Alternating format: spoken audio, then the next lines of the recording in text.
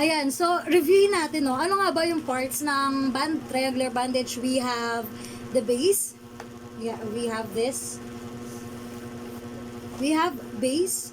We also have side and side. We have sides and we have apex. Alright, so para sa arm sling, we just have to do the simple knot sa apex. Simple knot lang naman. Okay, so after simple knot, let's say meron tayong fracture sa shoulder. So, ang isusupport natin, yung elbow para hindi ma-pressure o hindi magkaroon ng pressure yung shoulder. Okay, so, etong simple knot, etong apex natin, make sure na sa elbow siya. Ngayon, kunin ang simple knot, kuha ng isang tail.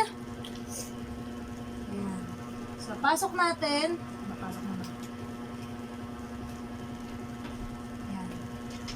Meron tayong available of free tail na nasa baba. So, ipapatong lang natin sa other side of the shoulder.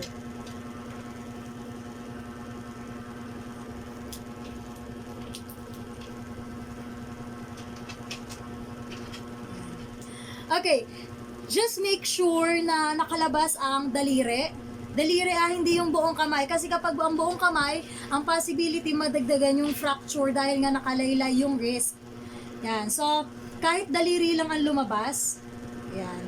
So, that will be enough para sa ating capillary refill. Yung capillary refill, di ba, sa daliri o sa fingers kapag nakikita natin kapag kung gaano kalalim na o gaano kaseryoso yung fracture o yung sugat ng isang pasyente, no? So, kapag pinindot natin yan, ayan, nagbabago yung kulay niya. Depende sa lalim o sa sobrang grabe ng fracture o ng sugat ng isang patient o ng victim.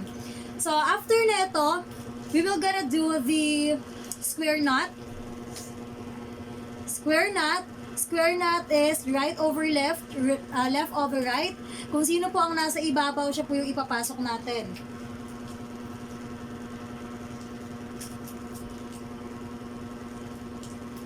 Then after square knot, we just have to hide the tails kasi nga kailangan po yung neatness pagdating sa ating first aid.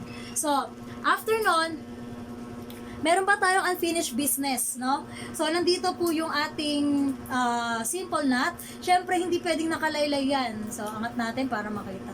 Hindi pwedeng nakalaylay ito. So, gagawin natin, we just have to twist. Even just a twist lang, kahit isa lang. And then, hide it, keep it.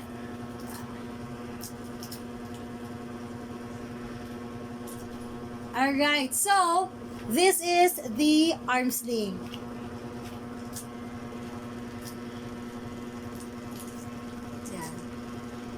Shoutout nga pala sa nanay ko. Nanay ko ho yan. Okay. So, next, we will going to do the underarm sling. Underarm sling, usually, ginagamit to kapag dislocation na. Ibig sabihin, kapag yung buto, natanggal na sa alignment. No?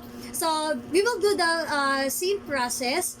The apex, na may simple knot, and also the end. No? Yung tail. So, ganun ulit, no? Yan, itututok natin ito. Sige, papasok natin. Yan. Alright, so kanina, ginawa natin, pinatong natin dito.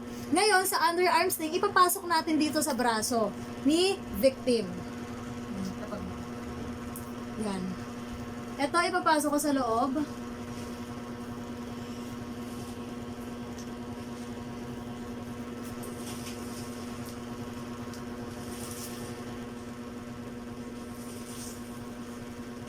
And then after nyan, gawin natin yung square knot. Siyempre, para sigurado at matibay ang ating tali.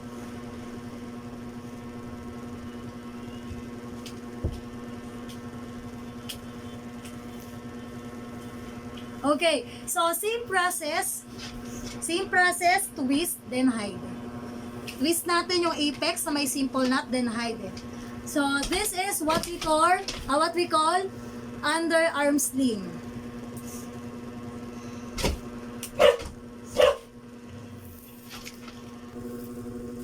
Okay, next we will gonna do the simple bandage para sa ating elbow injury.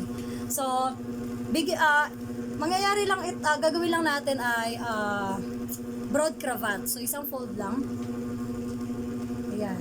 So, sa elbow, syempre hindi natin siya pwedeng gawin na nakadiretso yung kamay. No? Kasi we will have to support the fracture. So, kung ano yung maabutan natin, anong posisyon na maabutan natin, yun yung gagawin natin. So, suportahan lang natin. Hindi natin pwedeng ipilit na diretsohin. So, etong open face natin, etong face natin na merong naka-fold, yan po yung ilalagay natin dito sa siko. After ng siko, twist lang natin na may konting pressure. Twist lang, as in iikot nyo lang. Pagbabalik-tarin nyo lang yung kanan sa kaliwa. And then, iikot lang natin itong sobra.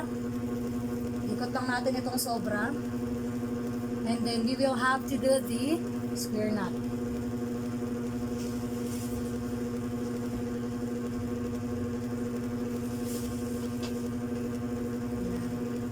So, tago natin. So, this is just a support to our elbow injury. Next.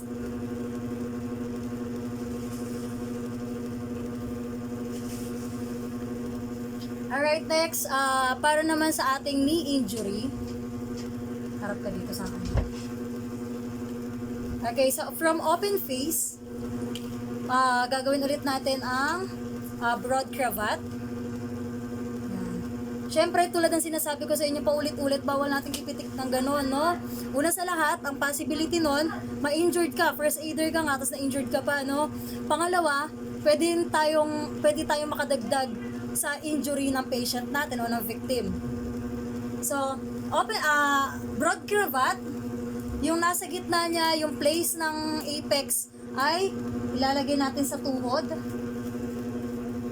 Yan, sa tuhod.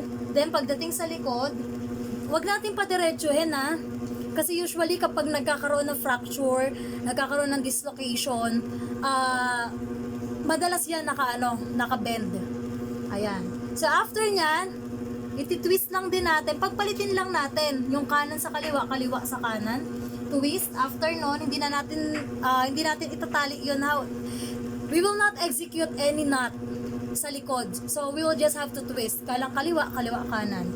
Then, after nun, yan. Ikot lang natin yung tali. Then, kapag hindi na kayang iikot pa, syempre, huwag na natin pilitin. No? Masasaktan ka lang, makakasakit ka pa. O, ngayon, gawin natin yung square knot.